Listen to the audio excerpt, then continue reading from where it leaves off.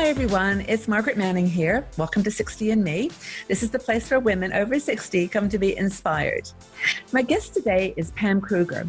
Pam is a financial and investing expert. She is a television personality. She's a co-host of the PBS show called Money Track, and she's also an author. And she has a very interesting website called Wealth Ramp, where you can go online and match your own needs as a consumer with a fiduciary advisor. And I want to welcome you, Pam. It's such an important topic. Thanks, Margaret. I love being here. I do too. And I love you because you are so down to earth and you're just so real. And I think our women really appreciate that. So thank you for that. Well, we're all in the same boat. Totally. Well, look, we've got a question today that you and I have talked about some different topics today about the emotion of money and the emotions. But this is a conversation about something pretty practical.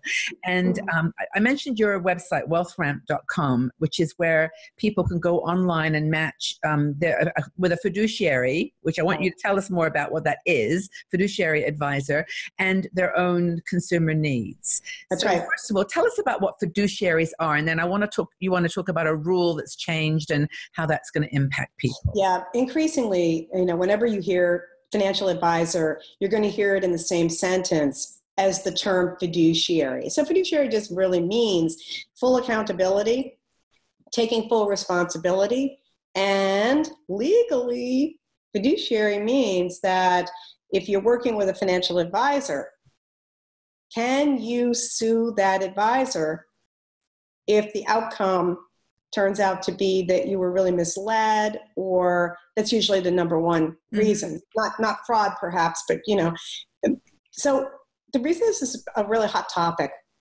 and fiduciary keeps coming up is for a good reason. 90% of all financial advisors, anyone who calls him or herself a financial advisor, are salespeople who work for brokerage firms or they work for insurance companies. Right. They don't work for you. So don't kid yourself. It doesn't mean they're bad people, but you've got to be real about the fact that they don't work for you. They work for the brokerage firm. They get a commission. They get commissions on what they sell you, correct? Not just that they get commissions. They work for the company. That means that their best interest is for the company. Stuff. Yeah. They're not working for you. So legally, there are no brokerage firms or insurance companies selling products who are, in fact, fiduciary, because brokerage firms can't be fiduciary. So therefore, they don't have their advisors as fiduciaries. So the fiduciary terminology, the fiduciary term keeps popping up because people have gotten hip over the past 10, 20 years because of the internet. And now people know if 90% of all these brokers and insurance agents are really salespeople working for those companies, then that only means that there's only 10% of those who call themselves advisors who really are fiduciary advisors because they are independent and they work because they are independent and they don't have their name attached to a big brokerage firm or a big insurance company. It means that the SEC, the regulator, holds those independent advisory firms to a higher standard called the fiduciary standard.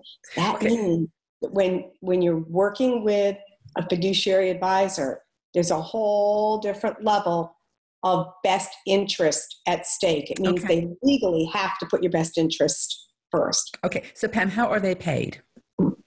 So fiduciary advisors in general overall are either fee-based or fee-only. So one might say, what do you mean by fee-based? What I mean by fee-based is legally, they can still get some commissions from products, even though they're not working at the company, and they also get fees directly for advice they're giving you from the client. My definition of fiduciary is fee-only. Okay. By the way, I was smiling because your little dog is behind you. Yeah, she's going to be like roaming around in the background, wondering, who am I talking it's so to? cute. I thought I was going to see a little head pop up and say, "Hi, oh, give me a stroke, Mama." Okay, Margaret, she's on my show on Money Track. People who have seen PBS Money Track know that the dog just walks in and out. My show. Very cute. Okay, so you've told us about what a fiduciary advisor is, and now tell us what this rule is that's been either stopped or what's happened with the fiduciary world. Well, what I just described to you is the overall financial services industry, and I just divided it for you. I said 90% are salespeople working at brokerage firms and insurance companies. Only 10% actually are independent, don't work at brokerage firms. They work for themselves, or they're small firms by themselves, and they are answering to the fiduciary standard. So when you're looking at this as an industry, you're saying to yourself, this is weird. Doctors, lawyers are very important in our lives, and therefore the legal system says that doctors must take exams, pass exams, demonstrate competency and qualifications, including taking a Hippocratic oath. Same thing with lawyers, right? And they have to pass the bar, and they have to take the pledge and so forth. But with financial advisors, and I would argue that money is every bit as important to our well-being as health, doctor, or legal property, right? This is money we're talking about. Yeah. But, Margaret, this is an industry, financial services. It's not a profession. And because it's not a profession, really what we're ending up with is a mishmash. Yeah. You've got insurance agents mixed in with really high quality advisors. So the industry, the Department of Labor, a few years back said, okay, we want to make all financial advisors fiduciaries. All of them must put your best interest first legally. That's a nice idea. What must do. What a great idea, right?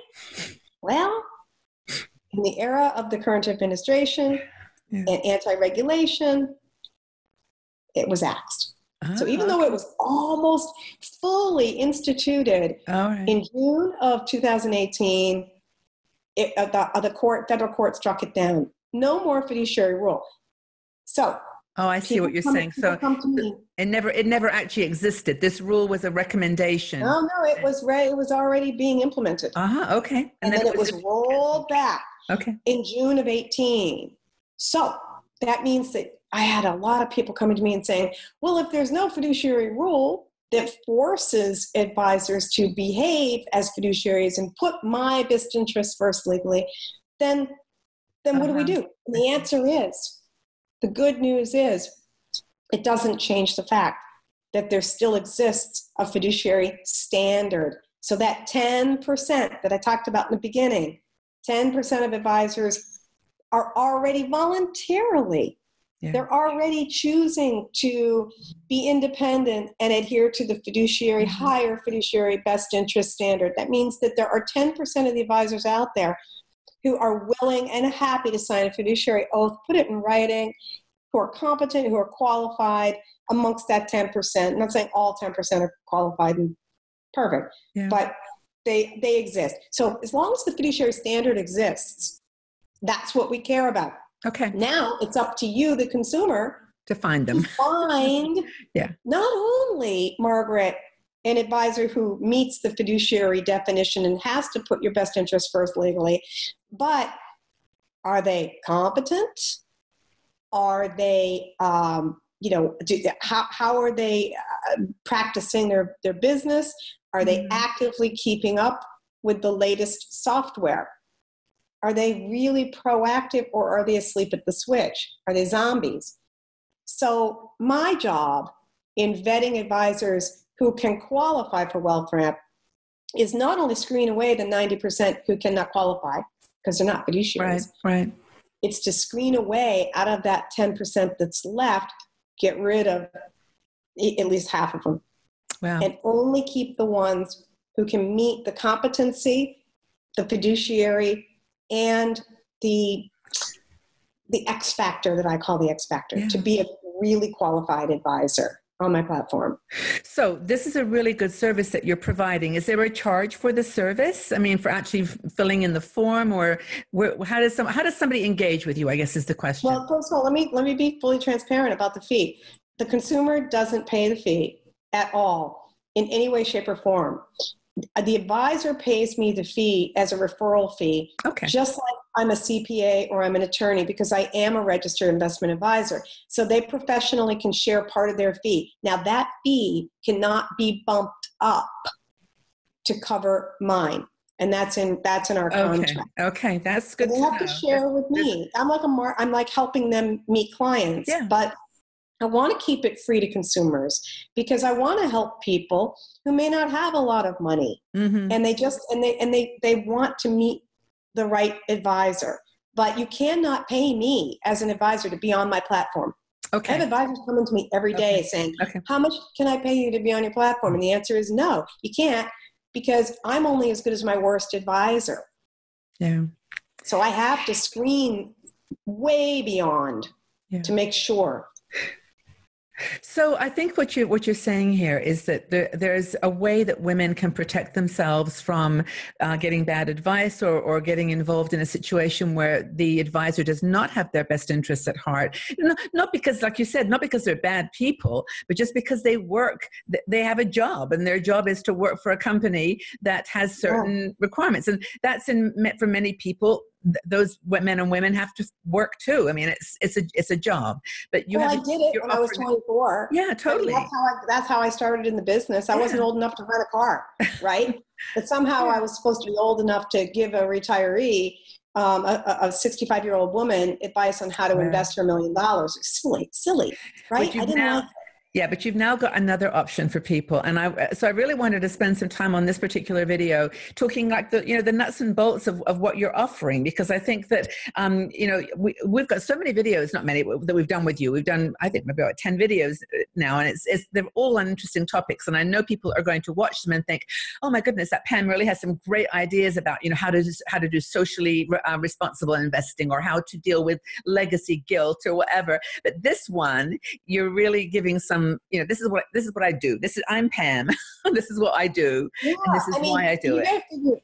You have to figure that as a person, you are somewhere on a scale of 1 to 5 in terms of how much advice you want or you don't want. Mm-hmm. And the person at the one end of the extreme end of the scale is like, I don't want to do anything. I want to give it to somebody else. And I want my advisor to handle everything. I don't want to know anything. That's not most people, but some people are like that. And then you move along the continuum, and then you get to the point at this end of the spectrum where they may want to engage with an advisor, but they want to learn, and they want it to be collaborative. They don't want to be in the dark. They want to know everything, and they want to know what's going on.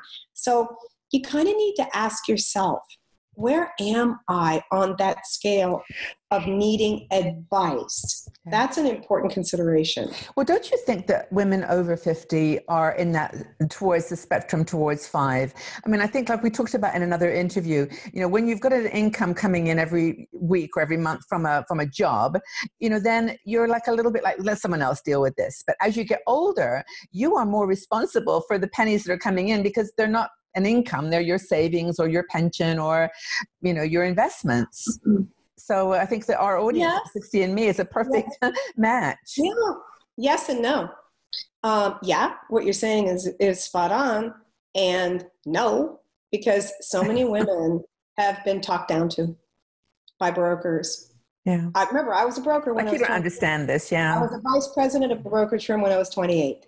Wow. So I know what goes on behind the curtain and the sales tactics. And there's no question about it that so many women who have depended upon and relied upon their husbands for their partner, whoever it might be, to take the reins in the financial realm, and then they wind up, inadvertently in the control position. It's overwhelming, and what's in their memory? Memory is, oh my God, every time I sat down with an advisor at the brokerage firm, I don't want to repeat that experience because the guy talked right over my head, and he never even asked me a question. Yeah.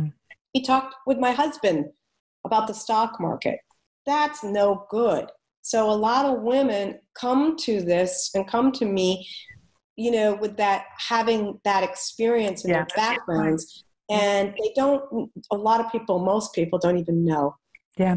Well, that a real financial advisor is someone who's not paid to sell commissions. Therefore, the clock isn't ticking where they're like, I've got to sell something to you. They're more interested in learning about your whole financial life and collaborating with you. That's a whole different experience. That's called really getting guidance and advice. Wonderful. So there's a whole education that kind of goes along with, how you can interact and get the most out of an advisor relationship, let alone how to shop for the right advice and the right advisor. Well, I'm assuming that on your website you've got lots of places where people can go to just get more information about this, and I really encourage people to go out to wealthramp.com and give us your feedback. I mean, Pam and I talk quite frequently now. I mean, we're going to be interviewing, every few months because this is a really important topic.